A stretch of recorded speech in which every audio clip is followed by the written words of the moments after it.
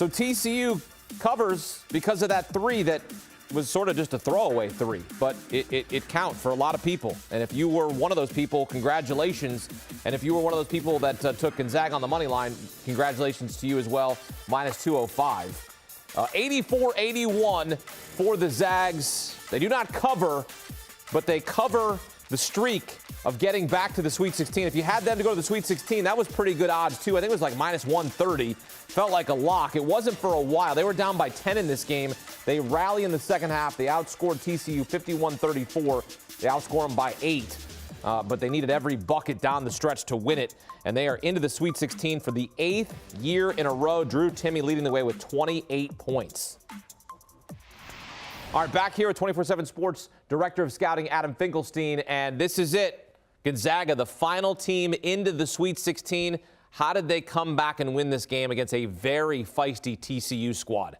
Well, they've got the best player left in the NCAA tournament, and that's Drew Timme. And I said this at the beginning of the week, that Gonzaga was the team that needed to be getting more attention here. And Drew Timme arguably needed to be getting more attention as well. A lot of people have called this the year of the big man. We want to talk about Zach Edey. We want to talk about Trace Jackson-Davis. Well, guess what? Drew Timme, he's saving receipts, and he came to play today because this is one of the best college basketball players we've seen in a long, long time when you consider the longevity of his career, the consistent success. And I thought what he did today in the second half, from the ball handling to the decision-making, the passing, he even made a three. I mean, to see the way his game has evolved from last year to this year and the different roles he's in, I think that's the part of his game that's not getting enough credit. But he was phenomenal, and I thought he was the difference in the game.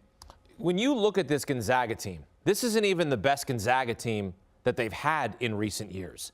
And this could be the year that they win it. Like, that's not crazy to think about. I mean, you think about the year that Jalen Suggs, Chet Holmgren, Corey Kispert, like, you think about the players that they had on these recent teams. They went to the national championship in 2021. They lost to Baylor. And this is a team that has still good players, Julian Strawther, Nolan Hickman, of course, Drew Timme. In the country. Yeah, the best and the highest scoring offense in the country. Yeah, by every metric, in terms of scoring, in terms of offensive efficiency, they are number one in the country. Drew Timme is the focal point for everything. The way in which he's had to adapt to playing alongside Watson as opposed to Holmgren has been really, really interesting and speaks to his versatility. But again, I will say it again, I think that they were disrespected by, and I don't use that word lightly, but they were disrespected in this process. Even though they're a 3 seed, no one gave them much credence as a national championship contender. And unfortunately, because of it, I think they got a little bit of a rough draw. The great part about this UCLA game is it's going to be an amazing matchup. The bad part is that one of these two teams has to lose, because you can't convince me that both UCLA and Gonzaga are not in the top 8 teams left in this tournament. Yeah, that region, the West region, is the toughest region. We saw that on Selection Sunday. The teams in that region, Arkansas took out Kansas. It is all chalk outside of Arkansas. So all the seed line, all the seed line in terms of the seed line, that's all chalk outside of Arkansas. The fact that Arkansas is an 8 seed speaks to how good that region is. And I get the full quality of the resume and stuff like that, but Arkansas is way more dangerous than your typical 8 seed. UConn's way more dangerous than your typical 4 seed. So this was just a region, and we said it from the beginning, that whoever came out of this was going to be battle-tested and certainly be in a very good position to make a run in Houston. Do you think this region has the national champion in it?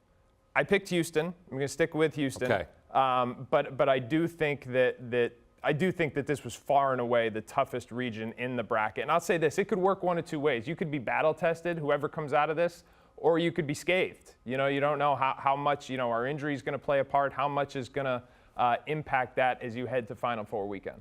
All right, so Gonzaga, UCLA, that reminds us, of course, of the Final Four in 2021.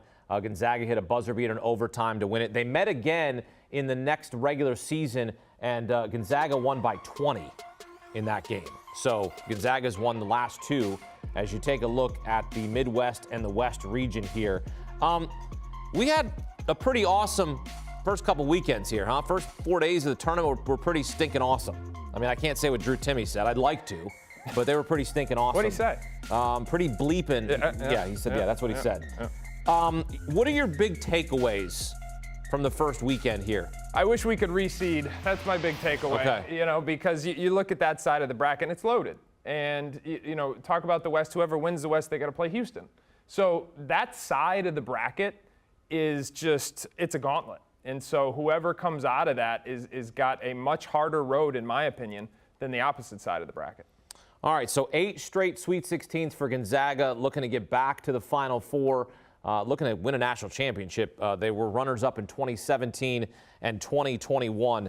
I want to take a look at the teams that are still left, right? Okay, so we've got 3 representatives from the SEC, Alabama, Tennessee, Arkansas, 3 representatives from the Big East, Creighton, Xavier, and UConn, 2 teams from the Big 12, and then everybody else is just one-offs here. Michigan State from the Big 10, UCLA from the Pac-12, Miami, the lone representative in the ACC, Gonzaga, the lone representative in the WCC, Ivy League, we got Princeton, we got a 15 seed for the 3rd year in a row in the Sweet 16, Conference USA, FAU, Mountain West has a team in the Sweet 16, San Diego State, and of course the lone representative, the AAC, Houston. I thought we'd have a couple more teams from the Big 12 still standing. I'm not surprised about the Big East with 3 teams left because that conference battle-tested throughout the year.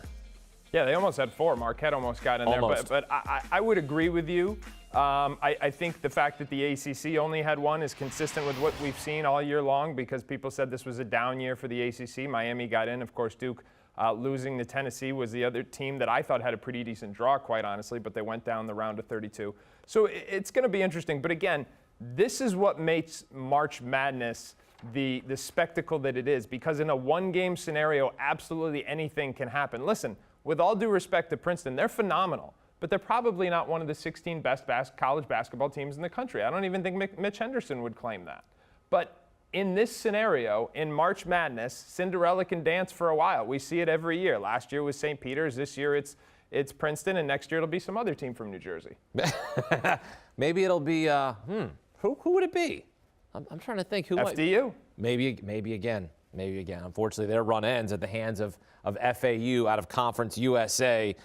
Yes, the slipper still fits indeed. Our thanks to Adam Finkelstein here all weekend breaking down for us on CBS Sports HQ.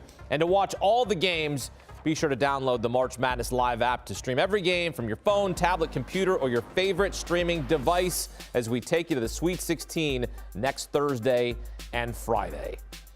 Do you want a sports network that delivers everything that matters about the game? The highlights, the picks, the instant analysis, no yelling, no fake debates, no politics. Hit the subscribe button and never miss a moment.